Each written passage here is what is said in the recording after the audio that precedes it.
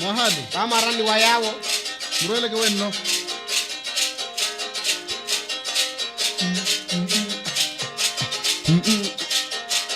Mama. Marani waya. Mama. Marani waya. Saudações, nossos caros telespectadores da TV Tisca. Mais uma vez estamos aqui no nosso espaço habitual, um amigo, uma conversa. E hoje a nossa conversa vai até Angola. Vamos falar sobre as eleições que acabam de ser, portanto, realizadas naquele país lusófono. E vamos tentar perceber o clima que está a se viver depois dessas eleições. E para fazermos isso, convidamos aqui o professor José Catito, da Universidade de Luanda. Eu tenho aqui algumas questões que gostava que o professor comentasse e nos desse uma ideia daquilo que está a acontecer depois das eleições em Angola. E seja bem-vindo a partir de já, professor José Catito, à TV Tisca. Muito obrigado, Laura e Luca, e a toda a equipe da TV Tisca. Obrigada, nós aqui agradecemos pela sua disponibilidade. Bom, a primeira questão que eu gostava de fazer ao professor é a seguinte: olhando para os resultados, não é, dos votos, a MPLA, que é, portanto, o partido que está neste momento no governo, teve 51%, contra 44% da UNITA, que é a maior oposição, não é, angolana. Portanto, essas eleições, esses resultados provocaram um ambiente, digamos assim, desagradável. O que é que, de fato, a UNITA está a contestar deste resultado, professor? Tenha bondade. Bem, o que a UNITA contesta é a recontagem dos votos, porque considera que a contagem não foi bem feita, na medida em que a CNE, que é o órgão supostamente estatal que vela pela questão, está extremamente condicionada pela mão do MPLA, e então haveria, segundo a UNITA, falta de autonomia, de independência por parte da CNE, que não pode divulgar os resultados verdadeiros. E então é assim que a UNITA tem apelado à sociedade civil, às outras forças políticas e às organizações internacionais a intervirem para se fazer a recontagem dos votos. E a base que sustentaria esta posição da UNITA é que a UNITA ganhou de maneira esmagadora nas grandes cidades, particularmente em Luanda, nas realidades em que a UNITA não ganhou segundo os resultados provisórios, pois ali, embora este resultado se confirmasse, não mudaria o quadro, que é aquele da vitória da UNITA. Também precisa acrescentar que até hoje a CNE ainda não se disponibilizou os resultados definitivos, ou seja, não fez nenhuma declaração sobre os resultados definitivos das eleições, continua com os resultados provisórios, embora, e então isto faz suspeitar fraude, existência de fraude, além de a própria CNE não ser independente, embora os votos escrutinados cheguem a mais de 90%, estimam-se 95%, 97%. É isto. Certo, professor. Muito obrigada. Bom, agora vou lhe fazer a outra questão. Vamos olhar os resultados. Olhando pelos resultados e as experiências anteriores de eleições, podemos concluir que a UNITA teve melhores resultados da sua história, sem exagerar, não é? E a MPLA teve, portanto, o pior resultado em termos dessas votações. Mas, na sua opinião, professora, por que houve estes resultados? Por que a UNITA foi favorita e a MPLA foi desfavorida, digamos, assim, apesar de até agora somar 51%? Qual é a sua opinião?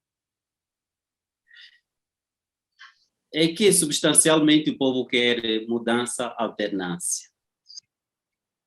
E então, um dado que explica isto é o facto de a classe média, média alta, urbana, instruída, incluindo funcionários públicos em altos cargos, ter votado para a UNITA, ou pelo menos contra o MPLA, mesmo nas novas cidades, as ditas centralidades. Vejam, o facto de a minha conexão ter interrompido deve-se à falta de energia, e o meu computador já tem uma certa idade, a carga não dura, e este é mesmo um dos fatores do sucesso da UNITA nestas eleições, ou, para dizer de outra maneira, do insucesso do MPLA. Há um nível de insatisfação, de vontade de alternância que é altíssimo em todas as classes e particularmente nas classes mais altas, ou pelo menos na classe média urbana instruída, como ia dizendo antes da interrupção.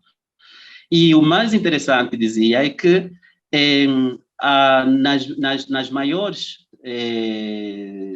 cidades novas, nos maiores centros urbanos novos ditos centralidades, segundo informações, o MPLA não ganhou em nenhuma mesa, perdeu em todas.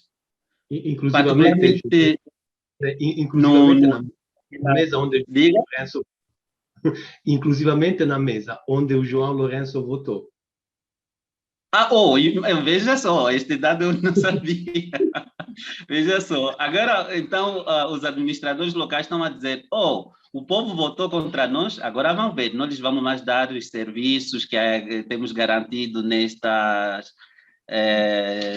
centralidades, porque apesar de não ser muito, as condições de vida ali são melhores do que nos centros urbanos antigos e nas periferias das cidades. Então, é isto. José, desculpa, mas uma questão que eu ia te colocar, que é a seguinte. Eu também ouvi vários observadores, investigadores, que defendem essa ideia, ou seja, que mais do que um voto em favor da UNITA, isso foi um voto contra o MPLA, e isso faz sentido. Mas isso não, quer dizer, será que isso não desvaloriza a política que a UNITA tentou fazer, a figura do Adalberto Costa Júnior, que, pelos vistos, quer dizer, me parece um político com uma certa capacidade, inclusivamente depois das eleições, apelou à calma. A UNITA certamente que vai tentar ir para as vias legais, ou seja, eu acho que um pouco de mérito também desse resultado é da própria UNITA, que inclusivamente conseguiu aglutinar vários outros partidos nesta batalha contra o MPLA. Qual é a tua opinião sobre isso? Sim, estou de acordo com o Luca, no sentido de que, efetivamente, a UNITA fez um bom trabalho, uma boa campanha eleitoral, digamos, nos últimos 4, 5 anos, e particularmente nos últimos 2, 3 anos, em que Adalberto da Costa Júnior tem sido o político mais importante do país, não só da UNITA. E, além disto, com Adalberto da Costa Júnior estão 2 pessoas muito carismáticas, que têm muita aceitação,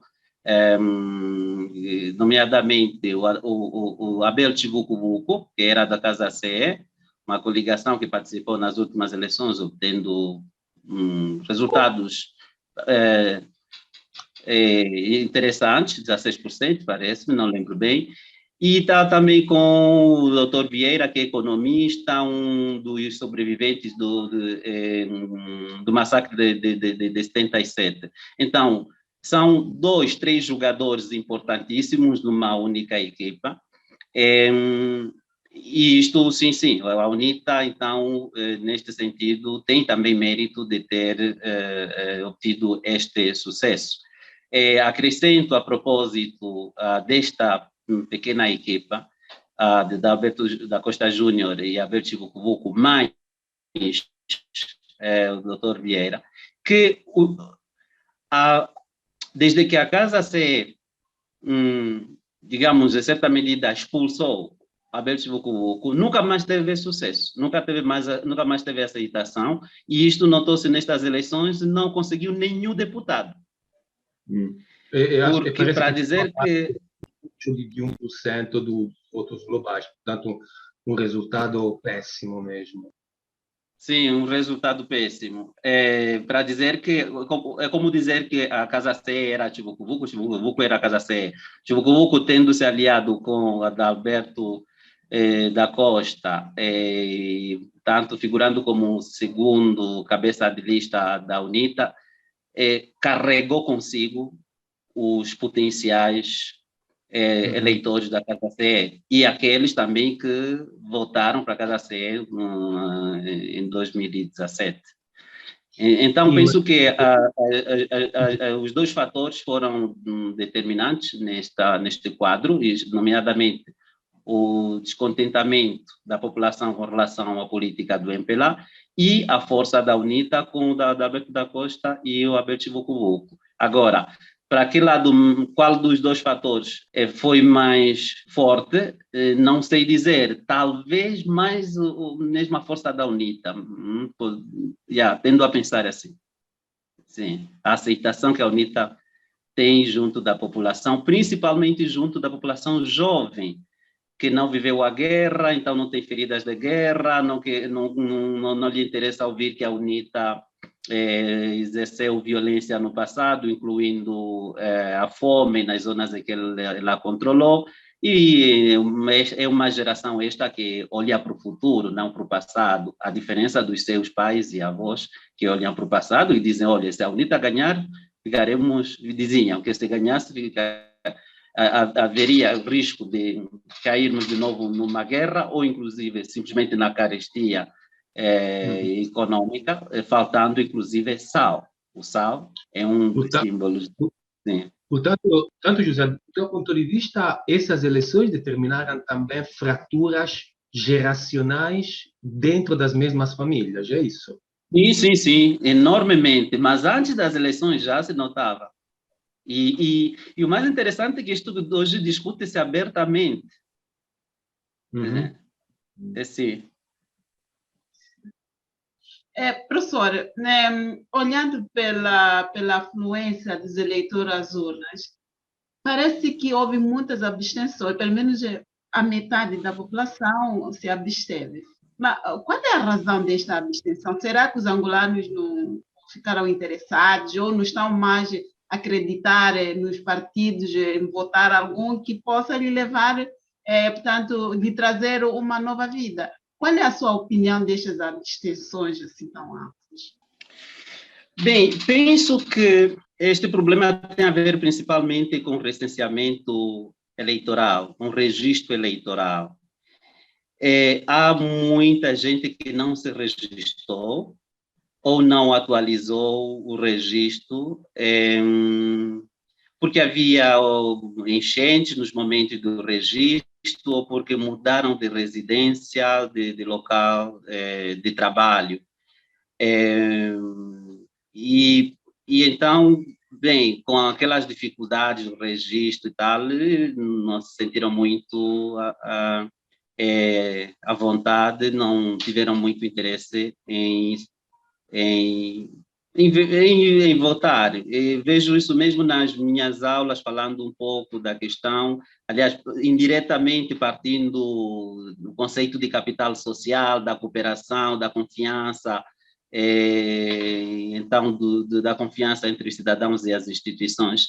Muitos jovens davam este exemplo. O que acontece aqui entre nós, muita gente não votará porque não se confia no Estado. E por que não se confia? Principalmente porque as condições em que foram as pessoas chamadas a registrar-se não foram as mais apropriadas. Por exemplo, quem de uma outra província, por exemplo, de Cabinda e vive em Luanda, tinha que registrar-se em Luanda para poder votar ali.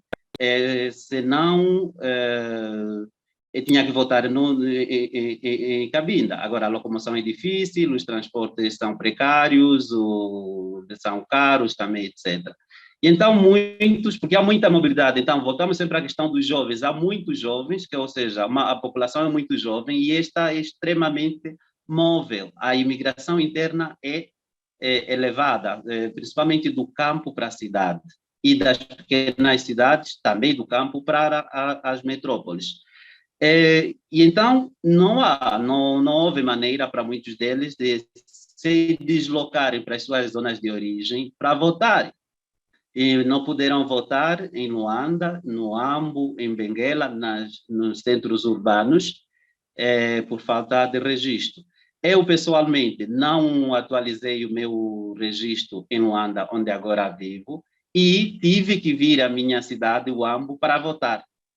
Mas eu sou provavelmente um dos poucos que fizeram isto.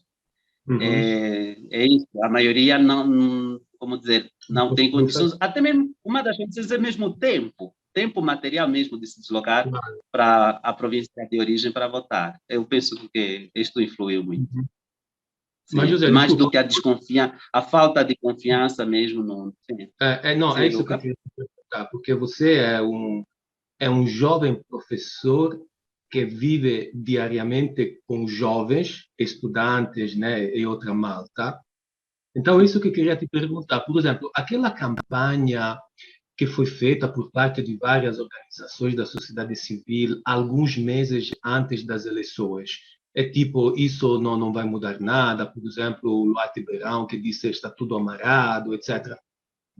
Isso não criou uma certa desconfiança numa de que o meu voto é inútil. Acho que isso não teve muito impacto nessa abstenção.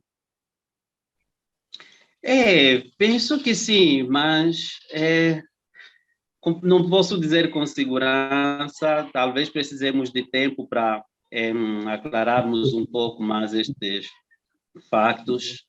Mas certamente sim, influiu esta mensagem de que não muda nada, mesmo votando, né? O voto não é útil e o governo continuaria a não atender às necessidades do povo. Depois também havia, e há, em geral, um discurso de que o país em si não mudaria, mesmo que a UNITA ganhasse, até porque com a vitória da UNITA o MPLA limparia as caixas, os cofres, antes de deixar os gabinetes, e então o país cairia numa crise econômica mais profunda do que a atual. Então, provavelmente, este sentimento também levou as pessoas a não confiarem na política em geral, né? Pensar que o seu voto não seria útil, independentemente de quem ganhasse. Acho que isso também influiu.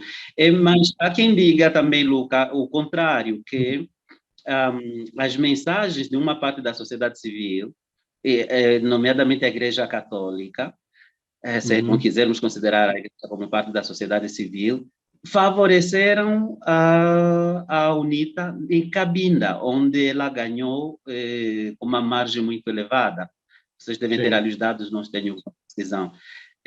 Sim, ali está em particular o bispo Belmiro Tshisekedi, que tem mandado mensagens muito fortes contra, né, o governo do MPLA, apelando a responsabilidade pública para o bem do povo, e de maneira não teológica, não com uma linguagem tão religiosa, parece ser mesmo da oposição. Então, há quem diga que isto também moveu as consciências lá dos cabindenses e do Zaire, que é sempre lá no extremo norte, então esta postura da Igreja Católica teria favorecido a UNITA.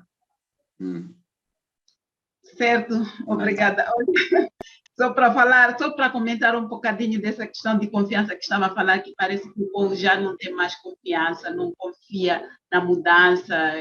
Eu estava a ver numa plataforma onde estava escrito que estavam duas figuras, não é? E diziam que o vírus, não é? era mais forte do que a variante, não é? Apresentando as duas figuras da MPLA. Se calhar dizer que É interessante esta. Era o falecido, o presidente Eduardo dos Santos e o atual, portanto, que concorreu há pouco tempo. Então, estava ali, o Eduardo dos Santos seria o vírus e o variante seria o Lourenço, que seria pior do que o vírus original. Então, há essas mensagens também muito fortes, não é? Sim. Que são cômicas, mas é uma mensagem muito forte e tem muito conteúdo, do meu ponto de vista, nas redes sociais. Portanto, agora, deixa-me só fazer, se calhar, a última pergunta da minha parte, e depois vou passar a palavra se o Luca tiver mais questão. Não. Vamos deixar o José concluir. Pois bem, professora, é assim, depois dessas eleições, nós estamos a ver, pelo menos nos jornais e na TV, não é, angolana, que o ambiente está precipitado, não é? Já começaram manifestações de rua, etc. Na sua opinião, professor, será que estas manifestações podem levar a uma situação ainda pior, que pode, se calhar, desaguar em um conflito interno? O que é que acha, olhando pelo ambiente que está a se viver neste momento pós-eleições? Bem, sim, as manifestações continuarão, eu penso, principalmente depois da declaração dos resultados definitivos por parte da CNE, e serão manifestações um pouco violentas, como já têm sido, de jovens, particularmente, e em Luanda, nas outras províncias há mais tranquilidade. Luanda, assim que o clima está tenso e está sujeito a piorar, porque ali vive a maioria da população, maioria não, uma boa feta da população, estima-se entre 5 e 6 milhões de habitantes, e uma cidade extremamente jovem, e como dizia antes, muitos jovens vieram de outras províncias e das zonas rurais com grandes sonhos, e ali encontram-se em dificuldades, né? Sem empregos ou com trabalhos muito precários, com dificuldades de formação, etc. Enfim, e, ao mesmo tempo, num clima de consciência, diríamos, de classe, consciências das dificuldades que as pessoas vivem, das possibilidades de transcendê-las com uma política melhor. Agora, os conflitos, diríamos que seriam entre estes jovens, mais ou menos organizados, mas principalmente os não organizados, e a polícia. Uma guerra propriamente dita, como uma guerra civil, não creio que possa rebentar, não creio que possa nascer, porque neste momento só temos o exército regular, né, do Estado, pelo menos formalmente do Estado, armado. Depois temos a segurança privada, armada, etc., mas é uma guerra civil propriamente dita. Duvido que a UNITA não tem intenção, eu acredito que não tem intenção de voltar às armas, é um partido atualmente civil. E a Adalberto da Costa Júnior, como o Luca recordou há pouco, tem mandado mensagens de paz. E também ativistas mais informados, como o próprio Luati Beirão, têm dito que não há risco de uma guerra assim acesa.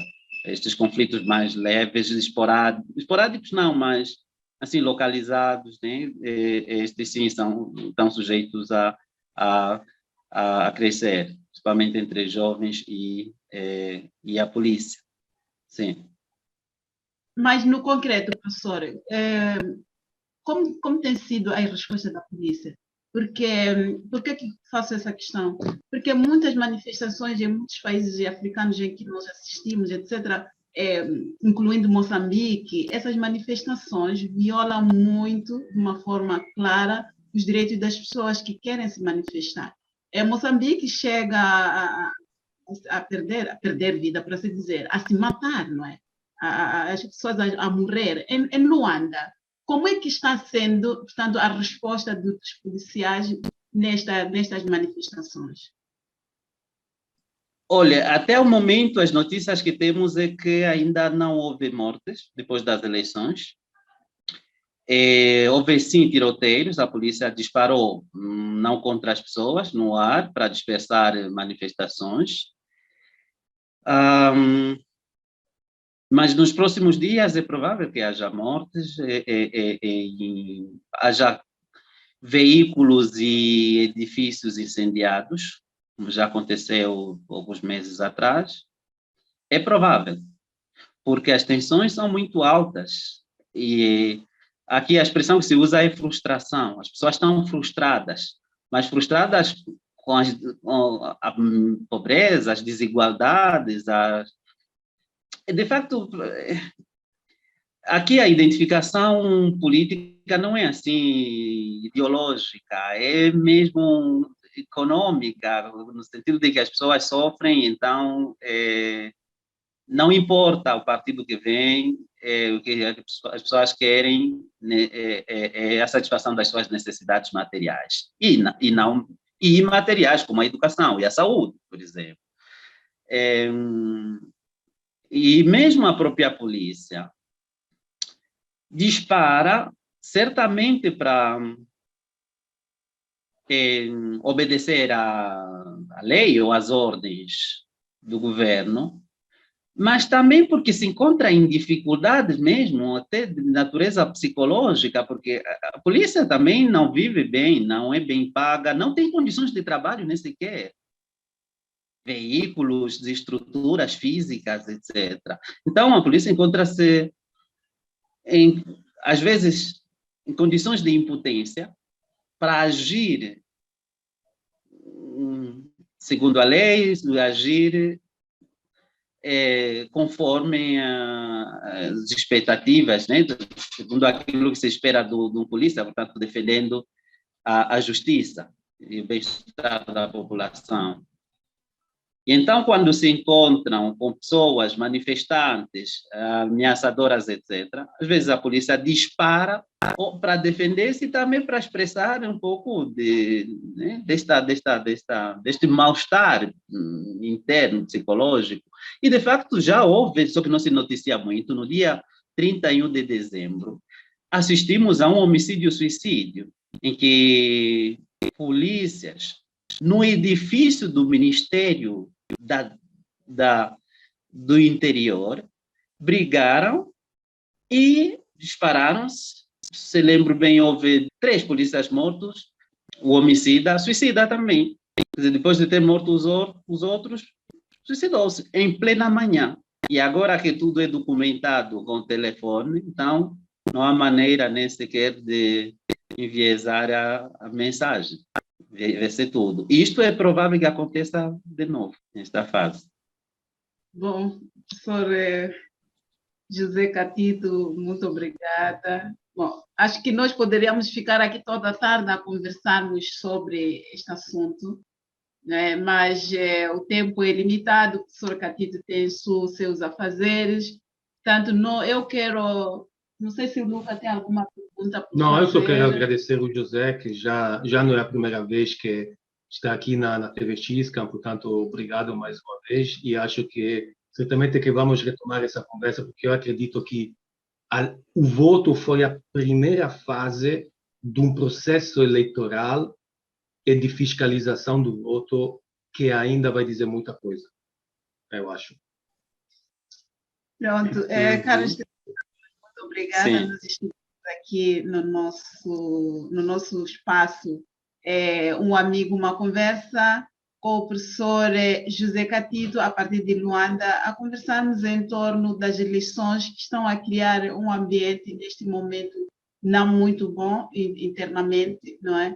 E, como estava a dizer Luca, professor José, nós contamos consigo para as próximas vezes, caso tenha tempo, claro.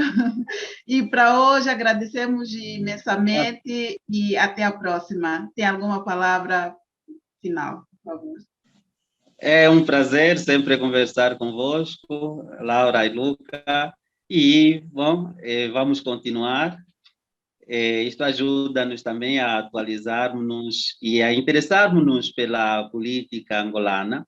Ok, muito obrigado. Até a próxima. Tchau. Obrigada, Até até a próxima. Tchau, tchau. próxima.